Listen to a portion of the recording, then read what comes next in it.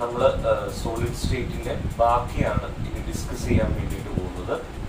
Packing in metallic crystals, അതായത് ഓരോ സോളിഡുകൾക്കകത്തും പാർട്ടിക്കിളുകൾ എങ്ങനെയാണ് അറേഞ്ച് ചെയ്തിരിക്കുന്നത്. ഏത് സോളിഡ് എടുത്തു കഴിഞ്ഞാലും അതിനകത്ത് നമ്മൾ പാർട്ടിക്കിളുകളെ എങ്ങനെയൊക്കെയാണ് അറേഞ്ച് ചെയ്തിരിക്കുന്നത് എന്നാണ് ഈ പാക്കിംഗ് എന്ന് പറയുന്ന വാക്കുകൊണ്ട് ഉദ്ദേശിക്കുന്നത്. അപ്പൊ ഒരു മെറ്റാലിക് ക്രിസ്റ്റലിനകത്ത് എങ്ങനെയൊക്കെയാണ് പാർട്ടിക്കിളുകളെ അറേഞ്ച് ചെയ്തിരിക്കുന്നത് അതിനെയാണ് നമ്മൾ പാക്കിംഗ് എന്നുള്ള പേരിൽ എന്താക്കുക പറയുക. റെഡി? ഈ പാക്കിംഗ് ഇൻ മെറ്റാലിക് ക്രിസ്റ്റൽസ് നമ്മൾ പഠിക്കുന്ന സമയത്ത് അറിഞ്ഞിരിക്കേണ്ട രണ്ട് ടേമുകൾ ഉണ്ട്. ഒന്നാമത്തെ ടേം ആണ് കോർഡിനേഷൻ നമ്പർ CN, മറ്റൊന്നാണ് നമ്മൾ പറയുന്ന വോയിഡ്സ്. രണ്ട് ടേമുകളാണ് വളരെ പ്രധാനപ്പെട്ടത് ഈ പാക്കിങ്ങുമായി ബന്ധപ്പെട്ട് നമ്മൾ പറയുന്നത്. ഒന്നാമത്തെ ടേം ആണ് കോർഡിനേഷൻ നമ്പർ, രണ്ടാമത്തെ ടേം ആണ് നമ്മൾ പറയുന്നത് ഏത്? Voids. Coordination number means A sphere. നമ്മൾ ഓൾറെഡി പറഞ്ഞിരുന്നു, ഏതൊരു സിസ്റ്റം സോളിഡ് എടുത്തു കഴിഞ്ഞാലും അതിനകത്തുള്ള പാർട്ടിക്കിളുകളെ നമ്മൾ സ്ഫിയേഴ്സ് ആയിട്ടാണ് കൺസിഡർ ചെയ്യുക എന്നുള്ള കാര്യം പറഞ്ഞിരുന്നു അല്ലെ?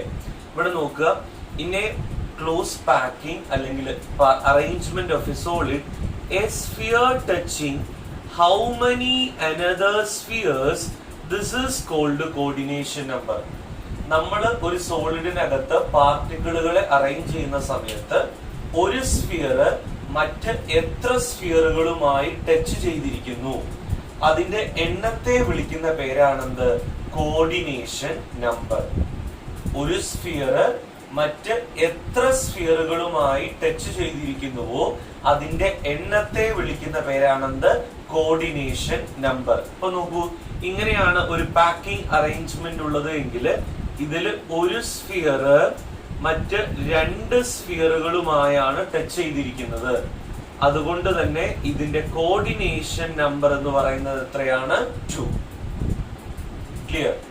ഇനി വേറെ ഒരു പാക്കിംഗ് നമ്മൾ നോക്കുന്ന സമയത്ത്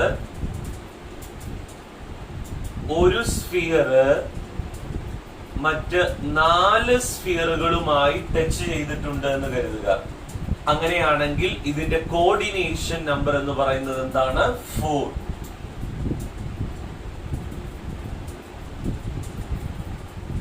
ഇനി നമ്മൾ ഇതേപോലെ തന്നെ ഒരു സോളിഡിനകത്ത് പാക്കിംഗ് നടത്തുന്ന സമയത്ത് ഒരു സ്ഫിയർ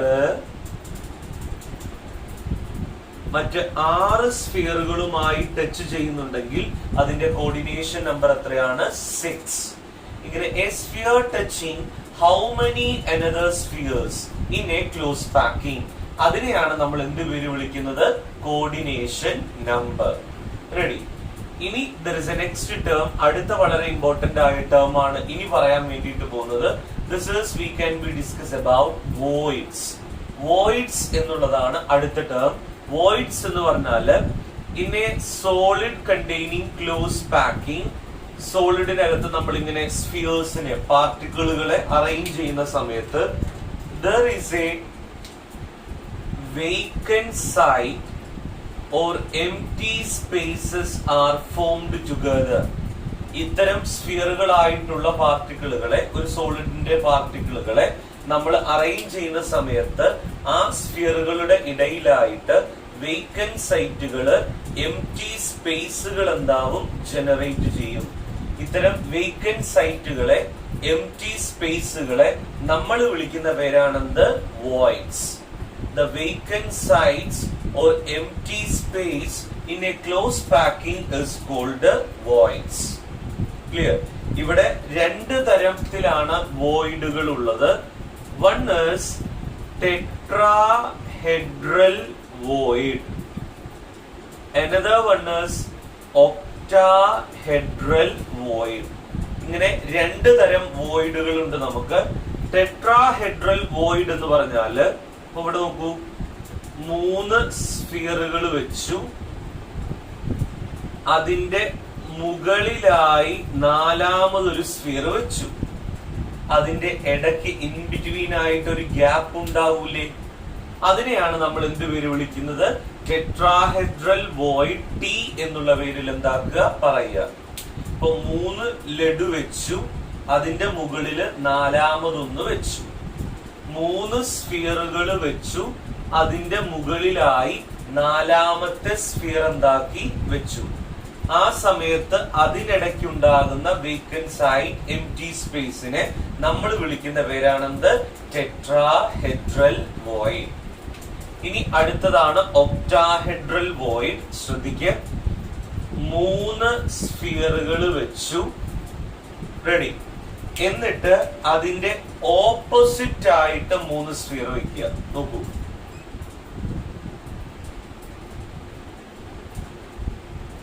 മൂന്ന് സ്ഫിയറുകൾ വെച്ചു, അതിനെതിരായി അതിന്റെ ഓപ്പോസിറ്റ് ആയി 3 സ്ഫിയറുകൾ എന്താവുക? വെക്കുക. അങ്ങനെ നമ്മൾ പാക്ക് ചെയ്യുമ്പോൾ അവിടെ ഒരു വേക്കന്റ് സൈറ്റ് അല്ലെങ്കിൽ എംപ്റ്റി സ്പേസ് ഇതിന്റെ ഇടയ്ക്ക് ജനറേറ്റ് ചെയ്യും. അതിനെയാണ് നമ്മൾ എന്ത് പേര് വിളിക്കുന്നത്? Octahedral void. അപ്പോ 4 സ്ഫിയറുകൾ കൂടി ചേരുമ്പോൾ ഉണ്ടാകുന്നതാണ് ടെട്രാഹെഡ്രൽ വോയിഡ്. 6 സ്ഫിയറുകൾ കൂടി ചേരുമ്പോൾ ഉണ്ടാകുന്നതാണ് ഒക്ടാഹെഡ്രൽ വോയിഡ്. കൂടിച്ചേരുന്ന വിധവും കൂടി നിങ്ങൾ ഓർക്കണം. 3 സ്ഫിയറുകളുടെ മുകളിലായി 4ാമതൊരു സ്ഫിയർ വെച്ചാൽ അതിനിടയ്ക്കുണ്ടാകുന്ന വേക്കന്റ് സൈറ്റ് ആണ് ടെട്രാഹെഡ്രൽ വോയിഡ്. 3 സ്ഫിയറുകൾ വെച്ചു, അതിനെതിരായിട്ടാണ് അടുത്ത 3 സ്ഫിയറുകൾ വെക്കുന്നത് എങ്കിൽ ആ സമയത്ത് ഫോം ചെയ്യുന്നതാണെന്ത്? Octahedral void. ഇവിടെ നോക്കുക, if n is the number of particles in a crystal, ഒരു ക്രിസ്റ്റലിനകത്തുള്ള പാർട്ടിക്കിളുകളുടെ എണ്ണമാണ് n എന്നെന്താക്കൂ കരുതൂ. Ready? If n is the number of particles, they containing tetrahedral voids are 2n. ആ സോളിഡ് പാക്ക് ചെയ്യുന്ന സമയത്ത്, ക്ലോസ് പാക്കിംഗ് നടത്തുന്ന സമയത്തുള്ള tetrahedral വോയിഡുകളുടെ എണ്ണമാണെന്ത്? 2n. And the number of octahedral voids are n. ഏതൊരു സോളിഡിനകത്തും n നമ്പർ ഓഫ് പാർട്ടിക്കിളുകൾ ഉണ്ടെങ്കിൽ അതിലെ tetrahedral വോയിഡുകളുടെ എണ്ണം എത്രയാണ്? 2n. അതിലെ ഒക്ടാഹെഡ്രൽ വോയിഡുകളുടെ എണ്ണം എത്രയാണ്? n. നോക്കൂ, ഇപ്പൊ ഒരു സോളിഡിനകത്ത് 20 പാർട്ടിക്കിളുകൾ ഉണ്ട് എന്ന് കരുതൂ. ആ 20 പാർട്ടിക്കിളുകളെ അറേഞ്ച് ചെയ്യുമ്പോൾ ഉണ്ടാവുന്ന ടെട്രാഹെഡ്രൽ വോയിഡുകളുടെ എണ്ണം എന്ന് പറയുന്നത് 2 × 20 40 ആയിരിക്കും. എത്ര ഒക്ടാഹെഡ്രൽ വോയിഡ് ഉണ്ട് എന്ന് ചോദിച്ചാൽ എത്ര ഒക്ടാഹെഡ്രൽ വോയിഡ് ഉണ്ടാവും? 20. ക്ലിയർ? കൺസെപ്റ്റ് ക്ലിയർ ആയി എന്ന് വിചാരിക്കുന്നു. ഏതൊരു സോളിഡിനകത്തും പാർട്ടിക്കിളുകളെ അറേഞ്ച് ചെയ്യുമ്പോൾ ഒരു സ്ഫിയർ മറ്റ് എത്ര സ്ഫിയറുകളുമായി ടച്ച് ചെയ്യുന്നുവോ അതിന്റെ എണ്ണത്തെ വിളിക്കുന്ന പേരാണ് കോർഡിനേഷൻ നമ്പർ. ഇത്തരം സ്ഫിയറുകളെ നമ്മൾ പാക്ക് ചെയ്യുന്ന സമയത്ത് അവിടെ ഫോം ചെയ്യുന്ന വേക്കന്റ് സൈറ്റുകളെ, എംപ്റ്റി സ്പേസുകളെ നമ്മൾ വിളിക്കുന്ന പേരാണ് വോയിഡ്സ്. 4 സ്ഫിയറുകൾ കൂടി ചേരുമ്പോൾ ഉണ്ടാകുന്ന വോയിഡ് ആണ് ടെട്രാഹെഡ്രൽ വോയിഡ്. 6 സ്ഫിയറുകൾ കൂടി ചേരുമ്പോൾ ഉണ്ടാകുന്ന വോയിഡ് ആണ് octahedral void. If n is the number of particles, the number of tetrahedral void is 2n and number of octahedral void is n. Clear? ഇനി നമുക്ക് പാക്കിംഗിലേക്ക് വരാം. There are 3 types of packing is present in metallic crystals. ഏതൊരു സോളിഡിനകത്തും 3 തരം പാക്കിങ്ങുകളാണ് ഉള്ളത്. ഒന്നാമത്തേത് packing in 1 dimensional, packing in 2D 2 dimensional, packing in 3 dimensional. Ready? 1 dimensional close packing, 2 dimensional close packing, then 3 dimensional close packing. 1 dimensional close packing means the particles are arranged in a row. Ready? ഒരു റോയിലായിട്ടാണ് പാർട്ടിക്കിളുകളെ arrange ചെയ്യുന്നത് എങ്കിൽ അതിനെ നമ്മൾ വിളിക്കുന്ന പേരാണ് 1 dimensional close packing. The particles are arranged in a row. നോക്കൂ, what is the coordination number? It is 2. ഒരു sphere മറ്റ് 2 സ്ഫിയറുകളുമായിട്ട് ടച്ച് ചെയ്തിട്ടുണ്ടാവും. അപ്പൊ അതിന്റെ കോർഡിനേഷൻ നമ്പർ എന്ന് പറയുന്നത് എത്രയാണ്? 2. ഇനി two-dimensional close packing means the particles are arranged in a plane. ഒരു പ്ലെയിനിലായിട്ടാണ് പാർട്ടിക്കിളുകളെ അറേഞ്ച് ചെയ്തിരിക്കുന്നത് എങ്കിൽ അതിനെ നമ്മൾ വിളിക്കുന്ന പേരാണെന്ത്? two-dimensional close packing. Particles are arranged in a plane. Plane എന്ന് പറയുമ്പോൾ x ആക്സിസും ഉണ്ടാവും y ആക്സിസും ഉണ്ടാവും. There are two type of close packing. One is square close packing and another one is hexagonal close packing. Two-dimensional close packing രണ്ട് തരത്തിലാണ്. Square close പാക്കിങ്ങും മറ്റൊന്ന് hexagonal close packing.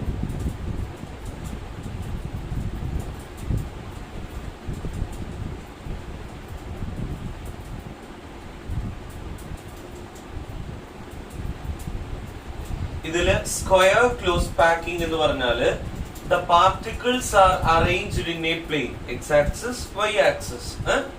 പ്ലെയിനിലായിട്ട് പാർട്ടിക്കിളിനെ അറേഞ്ച് ചെയ്യുന്ന സമയത്ത് a sphere touching four another spheres, ഒരു sphere മറ്റ് 4 സ്ഫിയറുകളെ touch ചെയ്യുന്നുണ്ട് എങ്കിൽ അതിനെ നമ്മൾ വിളിക്കുന്ന പേരാണെന്ത്? Square close packing. നമ്മൾ പാർട്ടിക്കിൾസിനെ പാക്ക് ചെയ്യുന്ന സമയത്ത് ഒരു സ്ഫിയർ മറ്റ് 4 സ്ഫിയറുകളെ ടച്ച് ചെയ്യുന്നുണ്ട് എങ്കിൽ അതിനെ നമ്മൾ വിളിക്കുന്ന പേരാണെന്ത്? Square close packing. റെഡി? ഈ സ്ക്വയർ ക്ലോസ് പാക്കിങ്ങിന്റെ കോർഡിനേഷൻ നമ്പർ എന്ന് പറയുന്നത് 4 ആണ്. ഒരു സ്ഫിയർ മറ്റ് 4 സ്ഫിയറുകളായിട്ടാണ് എന്തായിരിക്കുന്നത്? ടച്ച് ചെയ്തിരിക്കുന്നത്. റെഡി? ഇനി അടുത്തത് ഹെക്സഗണൽ ക്ലോസ് പാക്കിംഗ്.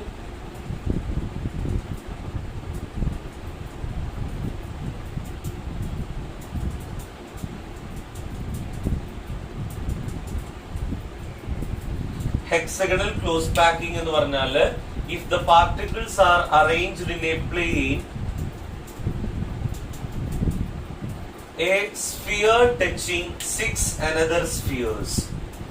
നമ്മൾ അങ്ങനെ പാർട്ടിക്കിൾസിനെ പാക്ക് ചെയ്യുമ്പോൾ അറേഞ്ച് ചെയ്യുമ്പോൾ ഒരു സ്ഫിയർ മറ്റ് 6 സ്ഫിയറുകളുമായി ടച്ച് ചെയ്യുന്നുണ്ടെങ്കിൽ, ഒരു സ്ഫിയർ മറ്റ് 6 സ്ഫിയറുകളുമായിട്ടാണ് ടച്ച് ചെയ്യുന്നത് എങ്കിൽ അതിനെ വിളിക്കുന്ന പേരാണെന്ത്? Hexagonal close packing. ഒരു സ്ഫിയർ 4 സ്ഫിയറുകളുമായിട്ടാണ് ടച്ച് ചെയ്യുന്നതെങ്കിൽ അതിനെ വിളിക്കുന്ന പേര് സ്ക്വയർ ക്ലോസ് പാക്കിംഗ് എന്നാണ്. ഒരു സ്ഫിയർ മറ്റ് 6 സ്ഫിയറുകളുമായിട്ടാണ് ടച്ച് ചെയ്യുന്നത് എങ്കിൽ അതിനെ വിളിക്കുന്ന പേരാണെന്ത്? Hexagonal close packing. Hexagonal close പാക്കിങ്ങിന്റെ കോർഡിനേഷൻ നമ്പർ എത്രയാണ്? 6. Ready? Clear? Then there is a next one, 3-dimensional close packing. അപ്പൊ 1-dimensional close packing എന്ന് പറഞ്ഞാല് the particles are arranged in a row. Coordination number is 2. Then 2-dimensional close packing എന്ന് പറഞ്ഞാല് the particles are arranged in a plane. അത് രണ്ട് type ഉണ്ട്. ഒരു sphere 4 സ്ഫിയറുകളുമായി touch ചെയ്യുന്ന സ്ക്വയർ ക്ലോസ് പാക്കിങ്ങും ഒരു സ്ഫിയർ മറ്റ് 6 സ്ഫിയറുകളുമായി ടച്ച് ചെയ്യുന്ന ഹെക്സഗണൽ ക്ലോസ് പാക്കിങ്ങും. ഇനി അടുത്ത കാറ്റഗറിയാണ് നമ്മൾ ഡിസ്കസ് ചെയ്യാൻ വേണ്ടിയിട്ട് പോകുന്നത് 3-dimensional close packing. 3-dimensional close packing എന്ന് പറഞ്ഞാല് the particles are arranged in a space. സ്പേസിലായിട്ടാണ് പാർട്ടിക്കിളുകളെ അറേഞ്ച് ചെയ്തിരിക്കുന്നത് എങ്കിൽ അതിനെ നമ്മൾ വിളിക്കുന്ന പേരാണെന്ത്? 3-dimensional close packing. 3-dimensional close packing രണ്ട് തരത്തിലാണുള്ളത്. ഒന്ന് ഹെക്സഗണൽ ക്ലോസ് പാക്കിംഗ് HCP, മറ്റൊന്ന് ക്യൂബിക് ക്ലോസ് പാക്കിംഗ് CCP. ഈ ക്യൂബിക് ക്ലോസ് പാക്കിങ്ങിനെ തന്നെ നമ്മൾ ഫേസ് സെന്റേർഡ് ക്ലോസ് പാക്കിംഗ് എന്ന് കൂടി പറയും. FCC ക്ലോസ് പാക്കിംഗ് എന്ന് കൂടി എന്താക്കും പറയും. 3-dimensional ക്ലോസ് പാക്കിംഗ് രണ്ട് തരത്തിലാണ്. ഒന്ന് ഹെക്സഗണൽ ക്ലോസ് പാക്കിങ്ങും മറ്റൊന്ന് ക്യൂബിക് ക്ലോസ് പാക്കിംഗ് അല്ലെങ്കിൽ ഫേസ് സെന്റേർഡ് ക്ലോസ് പാക്കിംഗ്. ഇതൊരു ഇമാജിനേഷനിൽ നിങ്ങൾ ഇങ്ങനെ ചിന്തിച്ചെടുക്കണം. ഞാൻ പറയുന്നത് ശ്രദ്ധിക്കും. ഹെക്സഗണൽ ക്ലോസ് പാക്കിംഗ് എന്ന് പറഞ്ഞാല് ഞാന് ലഡു തന്നെ എടുക്കാം സ്ഫിയർ ആയിട്ട്. ആദ്യം ഒരു ലെയർ ഓഫ് ലഡു വെച്ചു, ഫസ്റ്റ് ലെയർ. അതിന്റെ ഗ്യാപ്പുകൾ ഉണ്ടാവില്ലേ, എംപ്റ്റി സ്പേസ്, വോയിഡുകൾ, ഇങ്ങനെ അറേഞ്ച് ചെയ്യുന്ന സമയത്ത്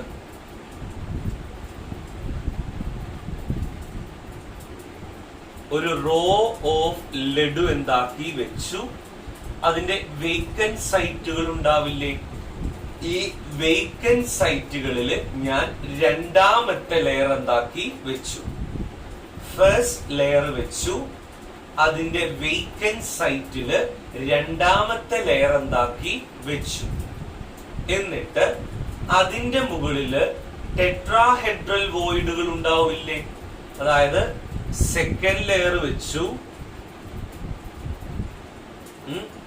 എന്നിട്ട് അതില് 3 പേര് കൂടി ചേരുന്ന ഭാഗം ഉണ്ടാവില്ലേ, ടെട്രാഹെഡ്രൽ വോയിഡ്.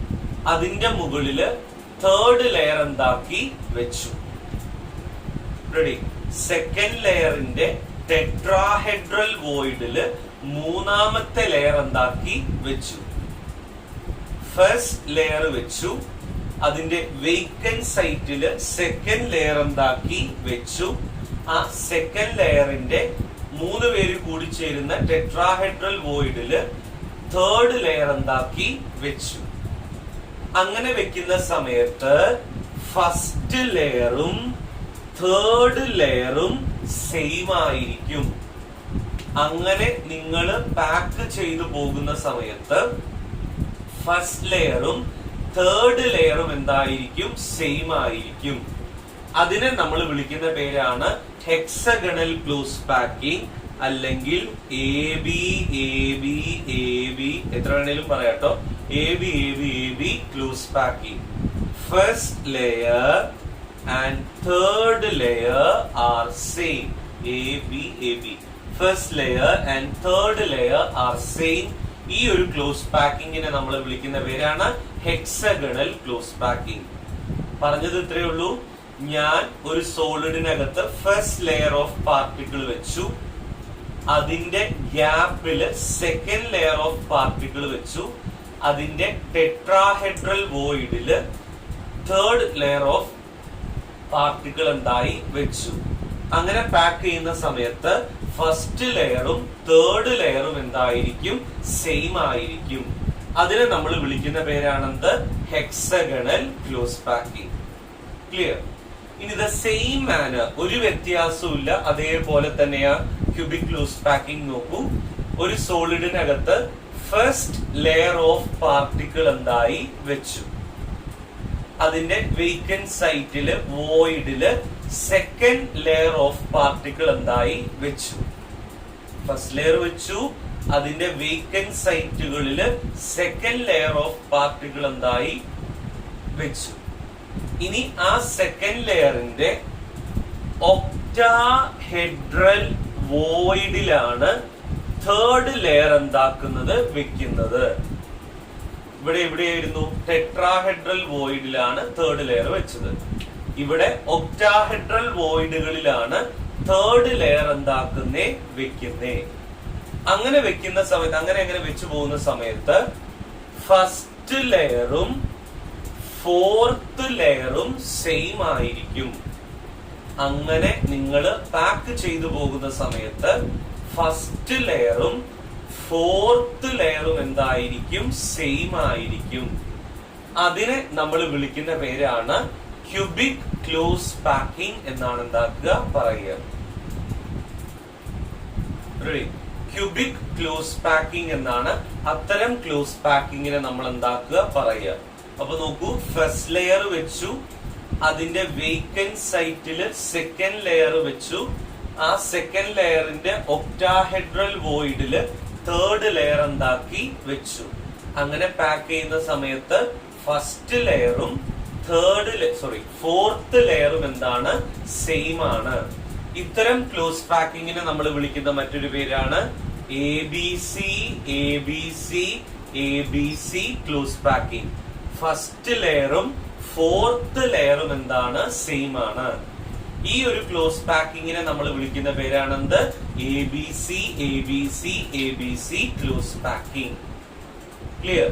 ഇതിലിപ്പോ ഹെക്സഗണൽ ക്ലോസ് പാക്കിംഗ് ആണെങ്കിലും ക്യൂബിക് ക്ലോസ് പാക്കിംഗ് ആണെങ്കിലും അതിന്റെ കോർഡിനേഷൻ നമ്പർ എന്ന് പറയുന്നത് എത്രയാണ്? 12. ഒരു സ്ഫിയർ മറ്റ് 12 സ്ഫിയറുകളുമായിട്ട് എന്താകുന്നു? ടച്ച് ചെയ്തിരിക്കുന്നു. ക്യൂബിക് ക്ലോസ് പാക്കിംഗ് ആണെങ്കിലും ഹെക്സഗണൽ ക്ലോസ് പാക്കിംഗ് ആണെങ്കിലും അതിന്റെ കോർഡിനേഷൻ നമ്പർ എന്ന് പറയുന്നത് എത്രയാണ്? 12 ആണ്. അതായത് ഒരു സ്ഫിയർ മറ്റ് 12 സ്ഫിയറുകളുമായിട്ട് എന്തായിരിക്കുന്നു? ടച്ച് ചെയ്തിരിക്കുന്നു എന്നാണ് നമുക്ക് പറയാനുള്ളത്. ക്ലിയർ? റെഡി അല്ലേ? ദെൻ പാക്കിംഗ് മനസ്സിലായി എന്ന് വിചാരിക്കുന്നു. 1 ഡയമെൻഷണൽ ഉണ്ട് ഇൻ എ റോ, 2 ഡയമെൻഷണൽ ഉണ്ട് ഇൻ എ പ്ലെയിൻ, 3 ഡയമെൻഷണൽ ഉണ്ട് ഇൻ എ സ്പേസ്. അഗെയിൻ ഇനി ഈ ചാപ്റ്ററിൽ പണ്ട് കാലങ്ങളിലൊക്കെ എസ്എ ക്വസ്റ്റ്യൻ ആയിട്ട് 10 മാർക്കിനോളം ചോദിച്ചുകൊണ്ടിരുന്ന ഒരു ചോദ്യമാണിത്. ഇപ്പൊ ഡിഗ്രിക്ക് ഫസ്റ്റ് ഇയർ കുട്ടികൾക്ക് അതുപോലെ സെക്കൻഡ് ഇയർ കുട്ടികൾക്കൊക്കെ സോളിഡ്സ് പഠിക്കുന്നുണ്ട്.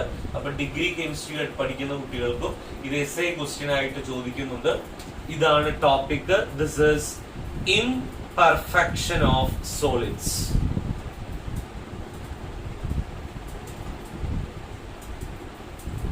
നോക്കുക, സാധാരണഗതിയിൽ ഏതൊരു സോളിഡിനെ നമ്മൾ കൺസിഡർ ചെയ്യുന്ന സമയത്തും സോളിഡ് എന്ന് പറയുമ്പോൾ നമ്മൾ പഠിച്ചിരിക്കുന്ന കാര്യം ഇതാണ്: the solid containing particles are closely packed. സോളിഡിനകത്തുള്ള പാർട്ടിക്കിളുകളെല്ലാം തന്നെ എന്താണ്? ക്ലോസ്ലി പാക്ഡ് ആണ്. Ready? There is a strong force of attraction. The particles are become to be closely packed. ഇനി ഇവിടെ നോക്കുക, ഇങ്ങനെ ക്ലോസ്ലി പാക്ഡ് ആയിരിക്കുന്ന ഒരു സോളിഡിനകത്ത് ഞാനൊന്ന് അത്തരം സോളിഡുകളെ ചൂടാക്കുമ്പോഴോ അല്ലെങ്കിൽ അതിനകത്തേക്ക് എന്തെങ്കിലും ഇംപ്യൂരിറ്റീസ് ആഡ് ചെയ്യുമ്പോഴോ അതിന്റെ റെഗുലാരിറ്റി നഷ്ടപ്പെട്ടു പോകും. ഏതൊരു സോളിഡിനകത്തേക്കും നമ്മൾ ഒന്ന് ഹീറ്റ് ചെയ്ത് കൊടുക്കുന്ന സമയത്തോ അല്ലെങ്കിൽ അതിനകത്തേക്ക് എന്തെങ്കിലും ഇംപ്യൂരിറ്റീസ് ആഡ് ചെയ്ത് കൊടുക്കുന്ന സമയത്തോ അതിന്റെ റെഗുലാരിറ്റി എന്താവും? നഷ്ടപ്പെട്ടു പോവും. അതിനെ നമ്മൾ വിളിക്കുന്ന പേരാണ് ഇംപെർഫെക്ഷൻ അല്ലെങ്കിൽ ഡിഫെക്ട്സ് ഓഫ് സോളിഡ്സ്. ഇംപെർഫെക്ഷൻ എന്ന് പറഞ്ഞാൽ പെർഫെക്റ്റ് അല്ലാത്ത അവസ്ഥ. ഡിഫെക്ട് മീൻസ് വൈകല്യങ്ങൾ. ഇംപെർഫെക്ഷൻ അല്ലെങ്കിൽ ഡിഫെക്ട്സ് ഓഫ് സോളിഡ്സ് എന്നാണ് അതിനെ നമ്മൾ എന്താക്കുക? പറയുക. ഏതൊരു സോളിഡിനകത്തും പാർട്ടിക്കിളുകൾ വെൽ ഓർഡേർഡ് ആയിട്ടാണ് അറേഞ്ച് ചെയ്തിരിക്കുന്നത്. ഇത്തരം സോളിഡുകൾക്കകത്ത് നമ്മൾ ഹീറ്റ് ചെയ്യുമ്പോഴോ എന്തെങ്കിലും ഇംപ്യൂരിറ്റീസ് ആഡ് ചെയ്യുമ്പോഴോ അതിന് റെഗുലാരിറ്റി, ഈ റെഗുലർ അറേഞ്ച്മെന്റ് എന്താവും? നഷ്ടപ്പെടും. അതിനെ നമ്മൾ വിളിക്കുന്ന പേരാണെന്ത്? ഇംപെർഫെക്ഷൻ അല്ലെങ്കിൽ ഡിഫെക്ട്സ് ഓഫ് സോളിഡ്സ്. ക്ലിയർ? ഇവിടെ നോക്കുക, the defects of solids we can be classified into 3 types. ഏതൊരു സോളിഡിന്റെയും ഡിഫക്റ്റുകളെ നമ്മൾ 3 ആയിട്ട് ക്ലാസിഫൈ ചെയ്യും. ഒന്ന് സ്റ്റോഷിയോമെട്രിക് ഡിഫെക്ട്, മറ്റൊന്ന് non stoichiometric defect. Stoichiometric defect, മറ്റൊന്ന് നോൺ സ്റ്റോഷിയോമെട്രിക് ഡിഫെക്ട്, മൂന്നാമതൊന്നാണ് ഇംപ്യൂരിറ്റി ഡിഫെക്ട്. 3 തരം ഡിഫെക്റ്റുകളാണ് നമ്മൾ പറയുന്നത്. ഒന്ന് സ്റ്റോഷിയോമെട്രിക് ഡിഫെക്ട്, മറ്റൊന്ന് നോൺ സ്റ്റോഷിയോമെട്രിക് ഡിഫെക്ട്, മൂന്നാമതൊന്നാണ് ഇംപ്യൂരിറ്റി ഡിഫെക്ട്. ആദ്യം കുഞ്ഞുവൺ ഞാൻ ആദ്യം പറയാം. Consider sodium chloride crystal.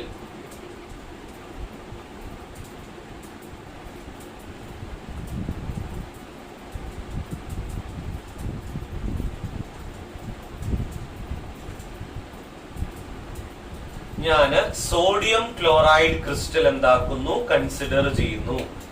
ഈ സോഡിയം ക്ലോറൈഡ് ക്രിസ്റ്റലിനകത്തേക്ക് ഇംപ്യൂരിറ്റി ആയിട്ട് ഞാൻ സ്ട്രോൺഷ്യം അയോണുകളെ ചേർത്ത് കൊടുക്കുന്നു. റെഡി?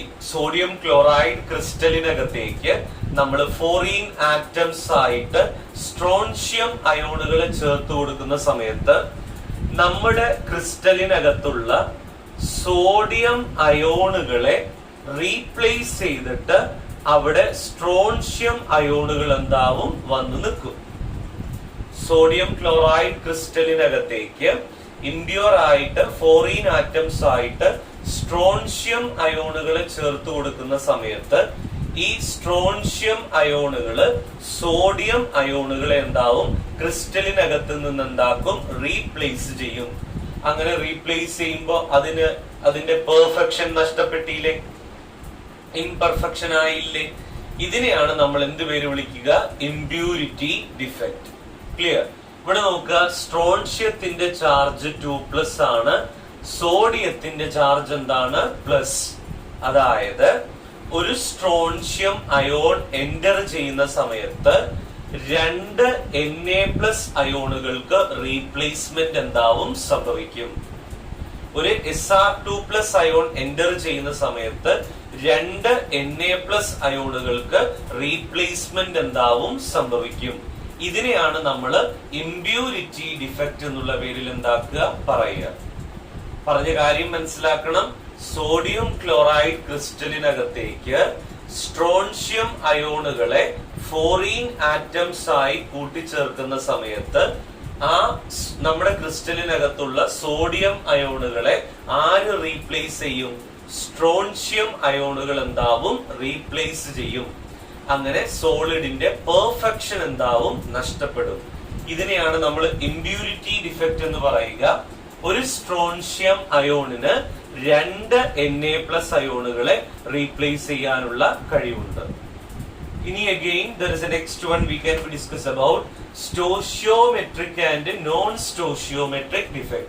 നോക്കുക, സ്റ്റോഷിയോമെട്രിയെ ഇഫക്റ്റ് ചെയ്യാത്ത ഡിഫക്റ്റുകളെയാണ് സ്റ്റോഷിയോമെട്രിക് ഡിഫക്റ്റ് എന്നുള്ള പേരിൽ എന്താക്കുക? പറയുക. സ്റ്റോഷിയോമെട്രിയെ ഇഫക്റ്റ് ചെയ്യാത്ത ഡിഫക്റ്റുകളാണ് സ്റ്റോഷിയോമെട്രിക് ഡിഫക്റ്റ്. സ്റ്റോഷിയോമെട്രിയെ ഇഫക്റ്റ് ചെയ്യുന്ന ഡിഫക്റ്റുകളാണ് നോൺ സ്റ്റോഷിയോമെട്രിക് ഡിഫക്റ്റ്. റെഡി? ഇതിൽ ആദ്യം നമ്മൾ ഡിസ്കസ് ചെയ്യാൻ വേണ്ടിയിട്ട് പോണത് സ്റ്റോഷിയോമെട്രിക് ഡിഫക്റ്റ് ആണ്.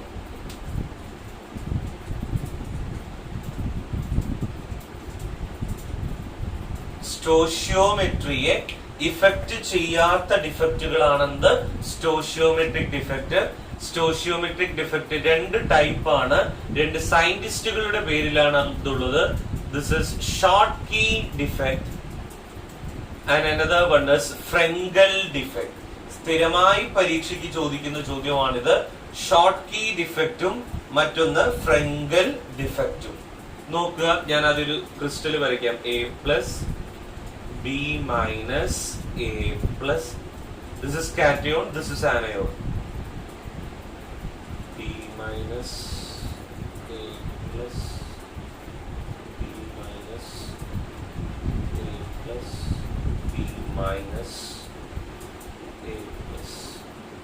ഒരു സോളിഡ് ക്രിസ്റ്റൽ. ഇങ്ങനെയുള്ള ഒരു സോളിഡ് ക്രിസ്റ്റൽ, കാറ്റയോണോ ആനയോണോ എന്ന് പറഞ്ഞു, ഇങ്ങനെയുള്ള ഒരു സോളിഡ് ക്രിസ്റ്റലിനെ ഞാൻ ചൂടാക്കുന്ന സമയത്ത് equal number of cations and anions are missing from the crystal side. ഒരു ക്രിസ്റ്റലിനെ ഞാൻ ഹീറ്റ് ചെയ്യുന്ന സമയത്ത് അതിനകത്ത് നിന്ന് തുല്യ എണ്ണം കാറ്റയോണുകളും ആനയോണുകളും എന്താകുന്നു? മിസ്സാകുന്നു. തുല്യ എണ്ണം കാറ്റയോണുകളും ആനയോണുകളും എന്താകുന്നു? മിസ്സാകുന്നു. അതിനെയാണ് നമ്മൾ എന്ത് പേര് വിളിക്കുന്നത്? Schottky defect. Equal number of cations and anions are missing from the lattice site. ഇങ്ങനെ മിസ് ചെയ്യുന്ന സമയത്ത് മാസ് എന്താവും? കുറയും. ശരിയല്ലേ? ഇപ്പൊ 2 കാറ്റയോണും 2 ആനയോണും പോയിട്ടാണ് ഞാൻ വരച്ചിരിക്കുന്നത്. അപ്പൊ ടോട്ടലി ഈ സോളിഡിന്റെ മാസ് എന്താവും? കുറയും. മാസ് കുറയുന്ന സമയത്ത് the density of the solid also decreases. ഈ സോളിഡിന്റെ ഡെൻസിറ്റി എന്താവും? കുറയാൻ വേണ്ടിയിട്ട് എന്താവും? തുടങ്ങും. പറഞ്ഞത് മനസ്സിലാക്കണം. Equal number of cations and anions are missing. ഒരു ക്രിസ്റ്റലിനകത്ത് നിന്ന് തുല്യ എണ്ണം കാറ്റയോണുകളും ആനയോണുകളും മിസ്സായി പോകുന്നു. റെഡി? അങ്ങനെ പോകുന്ന സമയത്ത് ആ സോളിഡിന്റെ ഡെൻസിറ്റി കുറയുകയാണ് ഉണ്ടാവുക ചെയ്യുക. ഇനി എങ്ങനെയുള്ളവരാണ് ഷോർട്ട് കീ ഡിഫക്റ്റ് കാണിക്കുക എന്ന് ചോദിച്ചാല്, the ionic compounds having high coordination number, high coordination number ഉള്ള അയോണിക് കോമ്പൗണ്ടുകൾ ആയിരിക്കും അവർ. അതോടൊപ്പം തന്നെ the cations and anions are in similar size. കാറ്റയോണിന്റെയും ആനയോണിന്റെയും സൈസ് എന്തായിരിക്കും? സിമിലർ ആയിരിക്കും. ഒരേ വലിപ്പത്തിലുള്ള കാറ്റയോണും ആനയോണും ഉള്ളവരാണ് ഈ ഷോർട്ട് കീ ഡിഫക്റ്റ് എന്താക്കുക കാണിക്കുക. പറഞ്ഞത് ഇത്രയേ ഉള്ളൂ. ഒരു ക്രിസ്റ്റലിനെ നമ്മൾ ചൂടാക്കുന്ന സമയത്ത് അതിനകത്ത് നിന്ന് തുല്യ എണ്ണം കാറ്റയോണുകളും ആനയോണുകളും മിസ്സായി പോകുന്നു.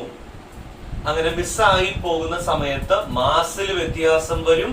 അതുവഴി density of the solid decreases. Ready? ഇനി എങ്ങനെയുള്ളവർക്കാണ് ഈ പറയുന്ന ഷോർട്ട് കീ ഡിഫക്റ്റ് കാണിക്കുക എന്ന് ചോദിച്ചാല്, the ionic compounds can have high coordination number. Coordination number എന്താണെന്ന് ഓർമ്മയുണ്ടല്ലോ? ഒരു പാർട്ടിക്കിള് ടച്ച് ചെയ്തിരിക്കുന്ന മറ്റ് ആറ്റങ്ങളുടെ സ്ഫിയറുകളുടെ എണ്ണമാണ് coordination number. Higher coordination number ഉള്ള അയോണിക് കോമ്പൗണ്ടുകളാണ് ഷോർട്ട് കീ ഡിഫക്റ്റ് എന്താക്കുക കാണിക്കുക. ഷോർട്ട് കീ ഡിഫക്റ്റ് കാണിക്കുന്നതിനുള്ള കണ്ടീഷൻ ഇതാണ്: cations and anions are in similar size. ഇനി രണ്ടാമത്തെ കാറ്റഗറിയാണ് നമ്മൾ ഡിസ്കസ് ചെയ്യാൻ വേണ്ടിയിട്ട് പോകുന്നത്. This is we can be discuss about ഫ്രെങ്കൽ defect. നോക്കുക,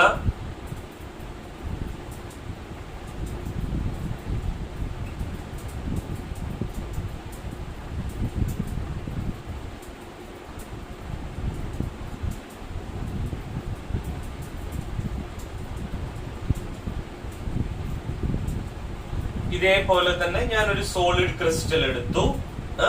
ശ്രദ്ധിച്ചോളാണ് ഇനി പറയുന്നത്.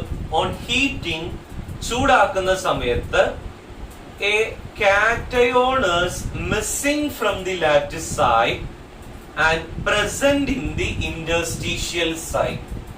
ഒരു കാറ്റയോണിനെ അതിന്റെ ലാറ്റിസ് സൈറ്റിൽ നിന്ന്, സ്വന്തം സൈറ്റിൽ നിന്ന്, പാർട്ടിക്കിൾ നിലനിൽക്കൊള്ളുന്ന ലാറ്റിസ് സൈറ്റിൽ നിന്ന് കാണാതെയാവുകയും എന്നാൽ അതിന്റെ ഇടയ്ക്കുള്ള ഇന്റർസ്റ്റീഷ്യൽ സൈറ്റിൽ അത് പ്രസന്റഡ് ആണ് താനും. ലാറ്റിസ് സൈറ്റിൽ നിന്ന് കാണാതെയാകുന്നു, പക്ഷെ അത് എവിടെ പ്രസന്റഡ് ആണ്? ഇന്റർസ്റ്റീഷ്യൽ സൈറ്റിൽ എന്താണ്? പ്രസന്റഡ് ആണ്. അത്തരത്തിലുള്ള ഡിഫക്റ്റിനെ നമ്മൾ വിളിക്കുന്ന പേരാണെന്ത്? ഫ്രെങ്കൽ ഡിഫക്റ്റ്. ഒരു ക്രിസ്റ്റല് ചൂടാക്കുന്ന സമയത്ത് അതിന്റെ ലാറ്റിസ് സൈറ്റിൽ നിന്ന് കാറ്റയോണുകൾ മിസ്സാവുന്നു, പക്ഷെ അതെവിടെയുണ്ട്? ഇന്റർസ്റ്റീഷ്യൽ സൈറ്റിൽ ഉണ്ട്. ഇതിനെയാണ് നമ്മൾ എന്ത് പേര് വിളിക്കുന്നത്? ഫ്രെങ്കൽ ഡിഫക്റ്റ്. റെഡി? ഇനി ഫ്രെങ്കൽ ഡിഫക്റ്റ് നടക്കുമ്പോ ഈ കാറ്റയോണിന്റെ പൊസിഷൻ മാറിയെന്നല്ലേ ഉള്ളൂ, വേറെ പുറത്തോട്ട് എവിടേക്കും പോയിട്ടൊന്നുമില്ലല്ലോ. അതുകൊണ്ട് തന്നെ നമ്മൾ പറയും the density of the crystal do not change. ഇത്തരം ഫ്രെങ്കൽ ഡിഫക്റ്റ് നടക്കുന്ന ക്രിസ്റ്റലുകളുടെ ഡെൻസിറ്റിക്ക് യാതൊരു വ്യത്യാസവും സംഭവിക്കുകയില്ല. മറ്റൊന്ന്, എങ്ങനെയുള്ളവരാണ് ഈ ഫ്രെങ്കൽ ഡിഫക്റ്റ് കാണിക്കുക എന്ന് ചോദിച്ചാല്, the ionic compounds having low coordination number. Coordination number low ഉള്ള അയോണിക് കോമ്പൗണ്ടുകളാണ് ഈ പറയുന്ന ഫ്രെങ്കൽ ഡിഫക്റ്റ് എന്താവുക കാണിക്കുക. The ionic compounds that can have lower coordination number. Ready? മറ്റൊരു പ്രത്യേകത കൂടിയുണ്ട് ഇവിടെ. അതായത് if the anionic size is larger than that of cation, such crystals showing Frenkel defect. കാറ്റയോണുകളെക്കാൾ ആനയോണുകൾക്കായിരിക്കും സൈസ് കൂടുതല്. അത്തരത്തിലുള്ളവരാണ് ഏത് കാണിക്കുക? ഫ്രെങ്കൽ ഡിഫക്റ്റ് എന്താക്കുക കാണിക്കുക. റെഡി? നേരത്തെ ഷോർട്ട് കീ ഡിഫക്റ്റ് എങ്ങനെയുള്ളവരായിരുന്നു കാണിച്ചത്? the cations and anions are in similar size. ഇവിടെ ആനയോണിന്റെ സൈസ് എന്ന് പറയുന്നത് കാറ്റയോണിനേക്കാൾ കൂടുതലാണ്. അങ്ങനെയുള്ളവരാണ് ഏത് ഡിഫക്റ്റ് കാണിക്കുക? ഫ്രങ്കൽ ഡിഫക്റ്റ് എന്താവുക? കാണിക്കുക. Clear? Then there is a next one നമ്മൾ ഡിസ്കസ് ചെയ്യാൻ വേണ്ടി പോകുന്ന അടുത്ത കാറ്റഗറി ഇതാണ്. This is non stoichiometric defect.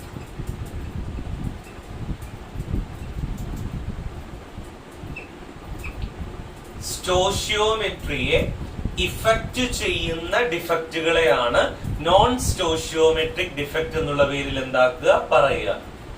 Non stoichiometric defect ആദ്യം രണ്ട് ടൈപ്പ് ആണ്.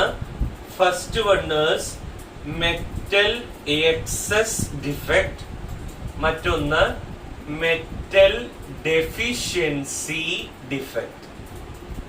നോൺ സ്റ്റോഷിയോമെട്രിക് ഡിഫക്റ്റുകൾ നമ്മൾ രണ്ട് രൂപത്തിലാണ് പറയുക. ഒന്ന് മെറ്റൽ എക്സസ് ഡിഫക്റ്റും മറ്റൊന്ന് മെറ്റൽ ഡെഫിഷ്യൻസി ഡിഫക്റ്റും. ഇനി മെറ്റൽ എക്സസ് ഡിഫക്റ്റ് രണ്ട് ടൈപ്പാണ്. ഒന്ന് due to cation vacancy, due to anion vacancy. മറ്റൊന്ന് due to extra cation. Due to anion vacancy ഒന്ന്, മറ്റൊന്ന് ഡ്യൂ ടു എക്സ്ട്രാ കാറ്റയോൺ. ഇനി മെറ്റൽ ഡെഫിഷ്യൻസി ഡിഫക്റ്റ് രണ്ട് ടൈപ്പാണ്. ഡ്യൂ ടു കാറ്റയോൺ വേക്കൻസി, മറ്റൊന്ന് due to extra anion. Metal excess defect രണ്ട് ടൈപ്പാണ്. Due to anion വേക്കൻസിയും ഡ്യൂ ടു എക്സ്ട്രാ കാറ്റയോണും. മെറ്റൽ ഡെഫിഷ്യൻസി ഡിഫക്റ്റ് രണ്ട് ടൈപ്പാണ്. ഡ്യൂ ടു കാറ്റയോൺ വേക്കൻസിയും ഡ്യൂ ടു എക്സ്ട്രാ ആനയോണും. ഇങ്ങനെ 4 തരമാണ് നോൺ സ്റ്റോഷിയോമെട്രിക് ഡിഫക്റ്റ്. അപ്പൊ മൊത്തത്തിൽ പറയുമ്പോൾ എത്ര എണ്ണം ഉണ്ട്? 7 എണ്ണം വരും കേട്ടോ. ഇംപ്യൂരിറ്റി ഡിഫക്റ്റ് 1, സ്റ്റോഷിയോമെട്രിക് ഡിഫക്റ്റ് 2 എണ്ണം ഉണ്ടായിരുന്നു, ഷോർട്ട് കീയും ഫ്രങ്കലും. Non stoichiometric defect 4. അപ്പൊ 4 3 7 എണ്ണം വരും. എഴുതുമ്പോ കുറച്ചധികം ഉണ്ടല്ലേ. നോക്കുക, ഇതിൽ ആദ്യത്തേതാണ് ഡ്യൂ ടു ആനയോൺ വേക്കൻസി. ഞാൻ പേരങ്ങ് വായിക്കുകയാ. Due to anion vacancy.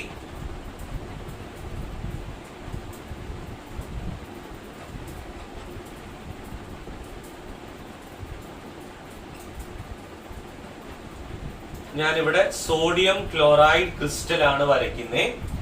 ഈ സോഡിയം ക്ലോറൈഡ് ക്രിസ്റ്റലുകളെ ഞാൻ സോഡിയം വേപ്പർ ഉപയോഗിച്ച് ചൂടാക്കുന്നു. സോഡിയം ക്ലോറൈഡ് ക്രിസ്റ്റലിനെ സോഡിയം വേപ്പർ ഉപയോഗിച്ച് ചൂടാക്കുന്ന സമയത്ത് ഈ സോഡിയം വേപ്പർ ഈ സോഡിയം ക്ലോറൈഡ് ക്രിസ്റ്റൽ സർഫസിന്റെ മുകളിൽ എന്താവും? ഡെപ്പോസിറ്റ് ചെയ്യും. സോഡിയം ക്ലോറൈഡ് ക്രിസ്റ്റലുകളെ സോഡിയം വേപ്പർ ഉപയോഗിച്ച് ചൂടാക്കുന്ന സമയത്ത് ഈ സോഡിയം വേപ്പർ ഈ സോഡിയം ക്ലോറൈഡ് ക്രിസ്റ്റലിന്റെ മുകളിൽ എന്താവും? ഡെപ്പോസിറ്റ് ചെയ്യും.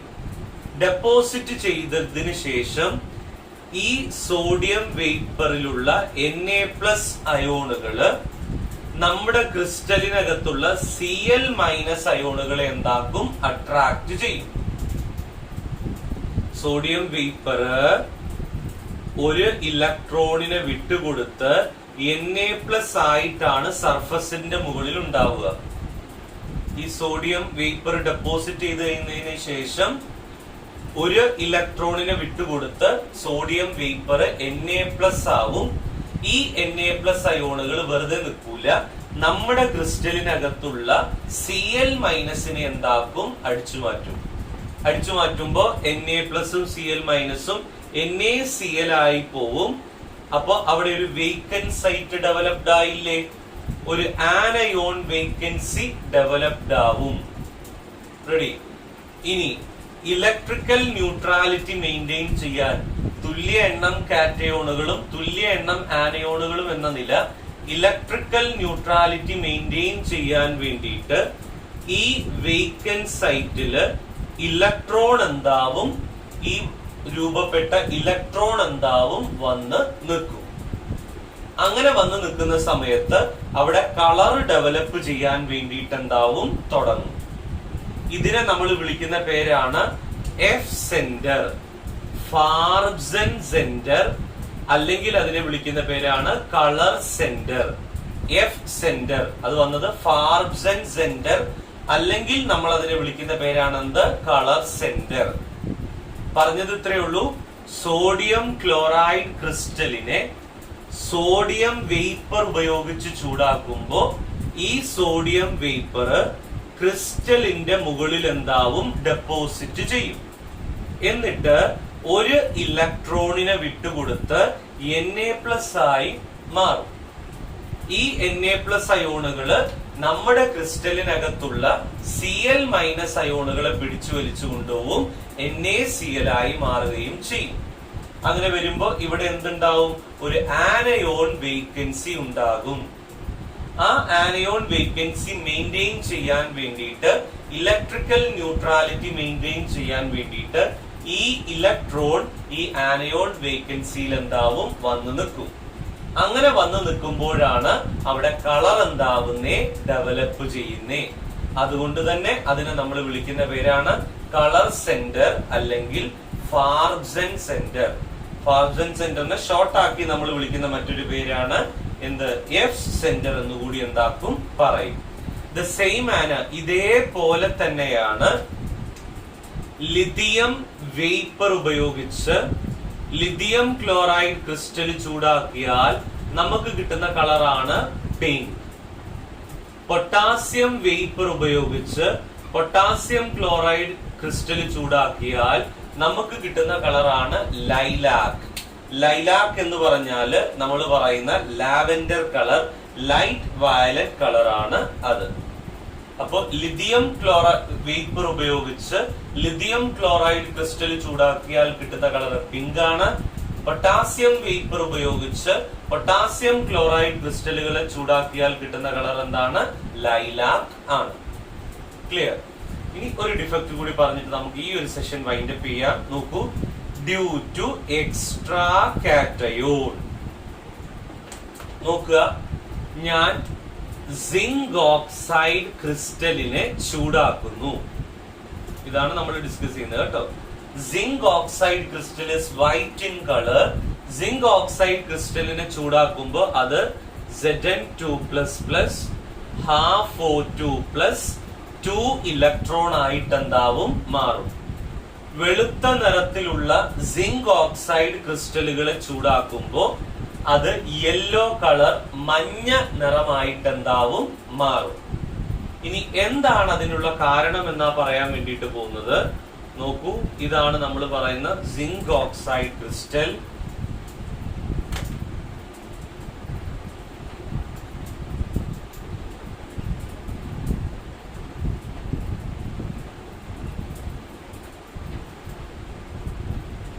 ഈ സിങ്ക് ഓക്സൈഡ് ക്രിസ്റ്റലിനെ ചൂടാക്കുന്ന സമയത്ത് എക്സ്ട്രാ കാറ്റയോൺ ആയ Zn2+ ഉണ്ടാകും. ചൂടാക്കുമ്പോ എക്സ്ട്രാ കാറ്റയോൺ ആയിട്ടുള്ള Zn2+ ഉണ്ടാവും. ഈ Zn2+ അയോണുകള് ഇന്റർസ്റ്റീഷ്യൽ സൈറ്റിൽ എന്താവും വന്ന് നിൽക്കും. അങ്ങനെ വന്ന് നിൽക്കുമ്പോ ഇപ്പൊ കാറ്റയോണുകളുടെ എണ്ണമാണ് കൂടുതല്. അങ്ങനെ വരുമ്പോ ഇലക്ട്രിക്കൽ ന്യൂട്രാലിറ്റി മെയിൻറ്റെയിൻ ചെയ്യാന് തൊട്ടടുത്തുള്ള ഏതെങ്കിലും ഇന്റർസ്റ്റീഷ്യൽ സൈറ്റില് ഇലക്ട്രോണും എന്താവും വന്ന് നിൽക്കും. അങ്ങനെ വന്ന് നിൽക്കുമ്പോഴാണ് ആ യെല്ലോ കളർ എന്താവുന്നത്, ഡെവലപ്പ് ചെയ്യുന്നത്.